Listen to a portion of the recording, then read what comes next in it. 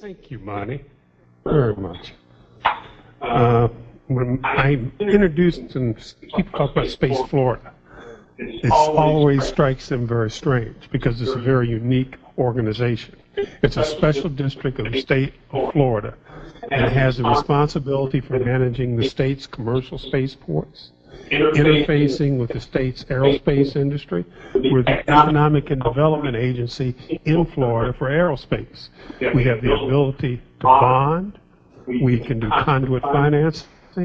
So we assist companies like Lockheed and Boeing, and then we work with smaller companies that are in more of an entrepreneurial phase, and where we can assist if they have the requisite cash flow. We can help them with financing equipment, buildings.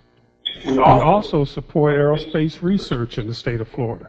So we're working with all of the various aerospace departments in the universities and professors doing research.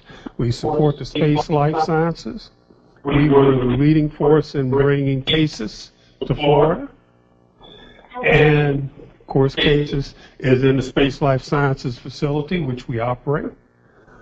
And we work on the workforce area. So when the shuttle program ended, we worked with Brevard and Workforce Florida to provide search for new jobs, to bring in new industries for the 9,000 workers who directly lost their jobs and the 28,000 workers who were impacted by the end of the space program, or the shuttle program. Right now, we're entering a new phase that we find very challenging with the end of the shuttle program. What comes next?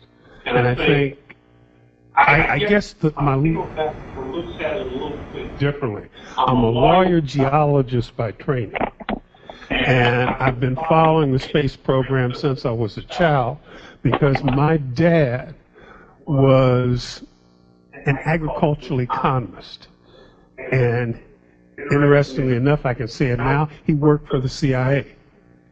And his first big project with NASA, he was over space and agriculture. And back, I found some of his papers that he delivered in Huntsville in the mid-'60s on space and agriculture. And I was absolutely fascinated.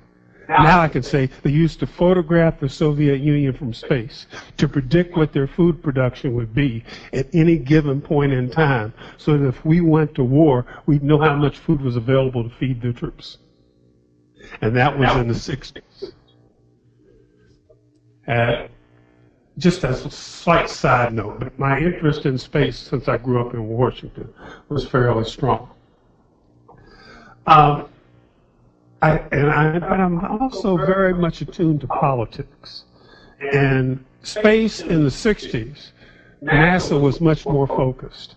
And they didn't have the interference that I think NASA gets today from politicians worried about jobs in their states, from state governments trying to attract industry. Right now, we're competing with Texas and a couple of other states to try to get Elon Musk to do most of his commercial launches from Florida. You're seeing private enterprise come into space the way it never was. And they, in turn, lobby in Congress, too. So we have Elon Musk, we've got Facebook, we've got Google, but a study came out yesterday that the market for small sats and nanosats is going to be about 1.7 billion in 2019. And I think that's not going to change. So I'm excited to be here. Space Florida is excited to be supportive of small sats and nanosats. And we just want to welcome you here on behalf of Space Florida, the state of Florida, and our president, Frank DeBello, who unfortunately couldn't be here today.